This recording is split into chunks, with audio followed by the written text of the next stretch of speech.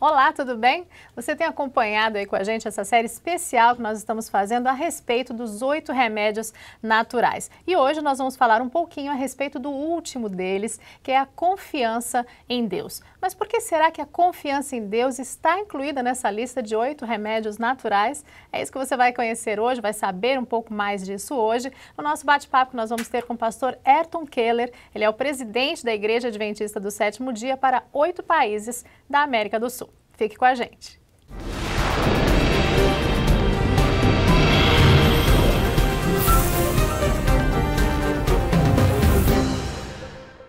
Pastor Ayrton, obrigada por aceitar o convite para estar com a gente aqui hoje.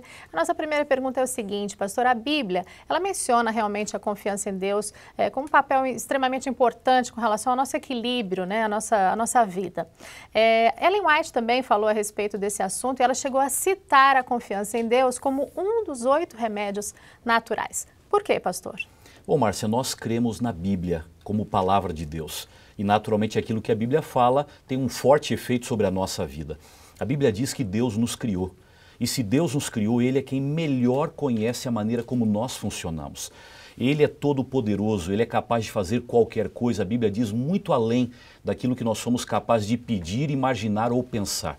Portanto, se nós temos algum tipo de problema, vale a pena tomar remédios, vale a pena tomar os cuidados dos 8 remédios que nós temos dialogado aqui, mas acima de tudo, nós temos que buscar a ajuda daquele que conhece o nosso corpo em detalhes, aquele que nos preparou, aquele que nos formou e não apenas nos colocou nesse mundo para vivermos aqui, mas nos colocou aqui, nos ama e continua cuidando de nós. Portanto, confiar em Deus e entregar a nossa vida e os nossos problemas a Ele é ter a certeza de que Ele vai nos dar a solução correta e esse é o melhor e o mais importante dos remédios.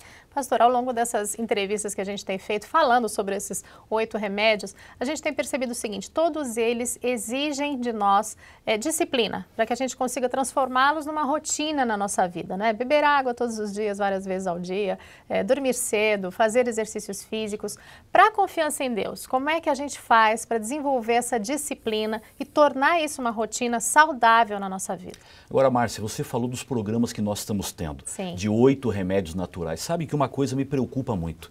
Parece que tudo que é muito fácil a gente não dá valor. É verdade. E esses 8 remédios, todos eles são fáceis demais, não custam nada, estão à nossa disposição, nós podemos encontrá-los em qualquer lugar e parece que a gente prefere valorizar alguma coisa mais pesada, mais complexa, que exige mais sacrifício. É assim com todos os demais e acaba sendo assim com a confiança em Deus também. Parece que Deus é um ser espiritual, a gente não toca, a gente não vê, então eu quero ser tratado por aquilo que eu vejo, aquilo que me recomendaram, palpável, né? Aquilo que é específico para a minha situação. A Bíblia, e eu repito, nós cremos na Bíblia. A Bíblia diz que a tendência da carne é a inimizade contra Deus. Portanto, o ser humano ele já nasce fugindo de Deus, vive sob a tentação, a pressão do próprio pecado. Portanto, se a gente deixar o caminho natural, o piloto automático tomar conta da gente, a gente não vai buscar Deus. A gente não vai sentir necessidade de Deus. A gente não vai sentir as virtudes de caminhar ao lado de Deus.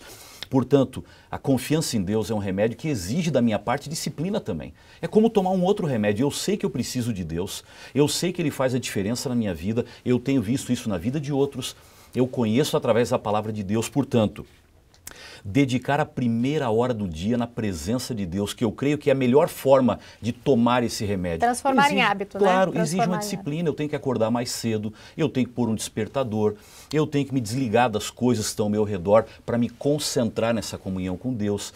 Orar a Deus nos momentos mais interessantes, difíceis, fáceis da vida e exige da minha parte a lembrança de que eu preciso de Deus. Então eu falo que a comunhão com Deus é como um remédio.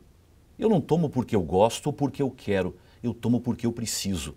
E a comunhão com Deus é assim. A única diferença é que o remédio eu começo a tomar porque eu preciso e eu me obrigo a tomá-lo durante todo o tempo que eu preciso dele. A comunhão com Deus não é assim. Eu começo de forma disciplinada, mas ela vai se tornando um hábito na minha vida. Ela vai aliviando as minhas tensões, ela vai me deixando mais leve, ela vai me trazendo sabedoria para entender por onde andar. E aí o que começou como um remédio se torna um estilo de vida e já não precisa mais toda essa disciplina para seguir. Agora, para começar, eu preciso tomar uma decisão, coordenar minha vida, ter um tempo, um lugar, uma condição. E aí a confiança em Deus começa a ser realmente um remédio que faz a diferença de maneira real na vida. Pastor, o senhor citou bastante a Bíblia aí, então agora vamos ser mais específicos. Cite para nós alguns versos que transmitem essa importância da confiança em Deus para a gente ter qualidade de vida. E além disso, aproveite e dê um recadinho aí para quem está com dificuldade de desenvolver a confiança em Deus. Bom, Márcia, tem um verso na Bíblia que talvez seja um dos mais conhecidos, e é o meu verso preferido. Eu gosto muito dele. Quando eu ando por aí, me pedem, pastor, assina aqui na minha Bíblia uma mensagenzinha. E eu sempre coloco esse verso do lado, porque não são as minhas palavras que têm valor, mas é a palavra de Deus que tem um peso. E esse verso eu queria deixar para você que nos acompanha agora. Ele está em Mateus capítulo 6 e o verso 33. E ele fica claro que esse é um remédio. Diz assim, mas buscai primeiro o reino de Deus e a sua justiça, e todas as outras coisas vos serão acrescentadas. Quando você vai a Mateus 6, está falando de comida, está falando de alimento, está falando de vestuário, está falando dos mais diferentes problemas que as pessoas têm. E o remédio que o próprio Cristo coloca e é apresentado pelo autor por Mateus é buscar a Jesus, é buscar a Deus. E eu entendo que esse texto nos mostra a necessidade desse remédio. Quanto mais você busca a Deus, mais você põe os seus problemas nas mãos de Deus e mais você dá liberdade para que Deus os resolva. Não se engane, o nosso coração pertence a nós. E a porta do coração é o limite de Deus. Deus só entra se eu abro. Ele só atua se eu permito. E quando eu busco a Deus, eu estou abrindo a porta do coração para que Ele entre e comece a fazer alguma coisa diferente. Portanto, quanto mais você busca a Deus, mais os seus problemas estão na mão dEle e mais Ele pode resolvê-los. E eu quero pedir a você que tenha essa experiência. Quando você começa a buscar a Deus, Ele não resolve apenas os problemas espirituais. Deus atua nos aspectos emocionais e físicos e especialmente, eu diria para você, nos emocionais, Márcia, que é a grande angústia do ser humano hoje. Quando você busca a Deus, você descansa nas mãos de Deus. Em outras palavras, meu Deus, eu estou pondo nas suas mãos. E quando eu ponho nas mãos de Deus, está em boas mãos. Isso me dá tranquilidade, me relaxa para enfrentar os meus desafios, sabendo que Deus vai à minha frente. E eu pergunto, não é esse o melhor remédio emocional? Deus às vezes não faz o que eu quero, o que você quer. Ele age de maneira diferente. Eu lembro de uma frase que eu vi uma vez numa casa que dizia assim, meu Deus, eu não te entendo, mas eu confio em ti. Não importa que caminhos Ele vai usar, o importante é que minha vida, meus desafios e meus problemas estejam nas mãos do Senhor, porque isso sim será sempre o melhor e o principal remédio de todos. Pastor, muito obrigada. Para a gente encerrar rapidinho, dá uma palavrinha para a gente a respeito desse livro aqui. Eu vou mostrar aqui na minha câmera, o livro Viva com Esperança. A Igreja Adventista está distribuindo esse livro durante esse ano.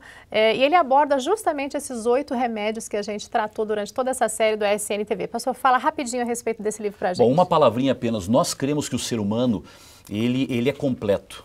O que acontece no corpo afeta o espiritual, o que acontece no espiritual afeta o corpo. E nós, como Igreja Adventista, temos uma crença muito forte na mensagem de saúde, que torna o corpo melhor e isso afeta as emoções e o espírito. E nós pensamos, se isso tem sido tão bom para nós, tem colaborado para a nossa vida cristã, por que não compartilhar com as pessoas? E aí nós colocamos esses 8 remédios que sintetizam essa visão do físico, do emocional e do espiritual dentro desse livro, numa linguagem médica e ao mesmo tempo popular, numa linguagem científica e fácil. E eu quero dizer a você que se você tiver contato com esse livro e tiver contato com esses 8 remédios naturais, a sua vida vai ser melhor. Portanto, eu quero desafiar aqueles que já conhecem a mensagem e têm o livro na mão, compartilhem com os amigos, porque o remédio que é bom para a gente tem que ser bom para todos. E se você não recebeu ainda, você pode encontrá-lo na internet em formato digital, ou então alguém vai encontrar você e colocar esse tremendo presente nas suas mãos. São quase 22 milhões de livros em 2015 para levar saúde e esperança a uma multidão de pessoas. Obrigada, pastor. Muito obrigada pela entrevista, pelas informações. Olha só quantas dicas importantes para você. A gente encerra hoje essa série especial dos 8 remédios naturais, mas a gente continua junto.